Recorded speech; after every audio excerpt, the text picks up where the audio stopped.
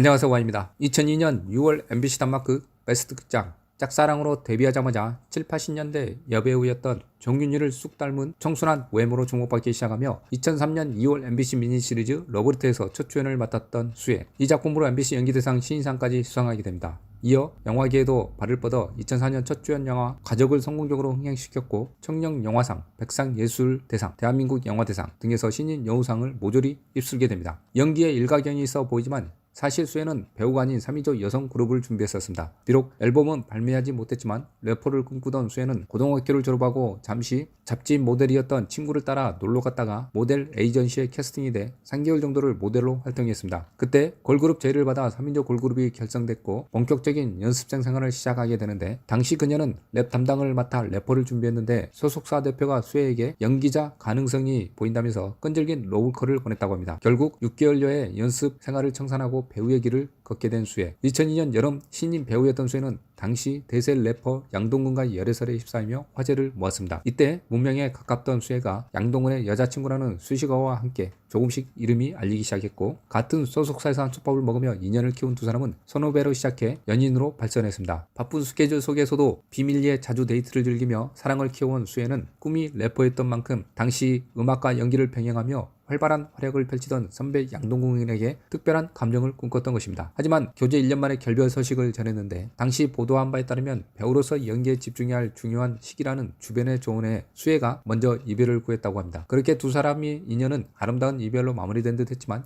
2007년 양동근이 의미스러운 인터뷰가 화제가 되었습니다. 한 매체와의 인터뷰에서 내 전부를 다 바치고 내주었던 한 여자가 있었는데 알고 보니 소속사 사장과 한통속으로 날 속이고 배신했다. 그때의 괴로움은 말로 표현할 수가 없다. 예쁘고 괜찮은 여자들은 다 돈 많은 사장놈들이 끼고 사니까 라고 분노의 폭로를 감행한 것입니다. 과거 사랑했던 여자가 자신의 소속사 사장과 오랜 연인 사이였고 그 사실을 알게 된 뒤에 배신감에 회사를 뛰어나게 된 양동근은 모든 상황이 전 연인이었던 수혜를 가리키고 있었습니다. 네티즌 사이에서는 양동근과 수혜 그리고 전 소속사 대표인 정영범의 삼각관계를 파헤치고 나섰는데요. 양동근과 만나기 전 수혜는 스타제이 엔터테인먼트에서 데뷔를 준비했습니다. 그 무렵부터 대표 정영범과 연인 사이였던 걸로 밝혀졌는데요. 당시 대세인 양동근을 영입하기 위해 대표인 정영범과 수혜가 작정하고 계획에서 양동근을 꼬신 것인데 나중에 이를 알게 된 양동근이 회사를 박차고 나와버린 것입니다. 정영범은 소속사의 양동근을 영입해서 좋고 수혜는 양동근과 열애설로 인지도 높여주고 양동근의 희생으로 두 사람은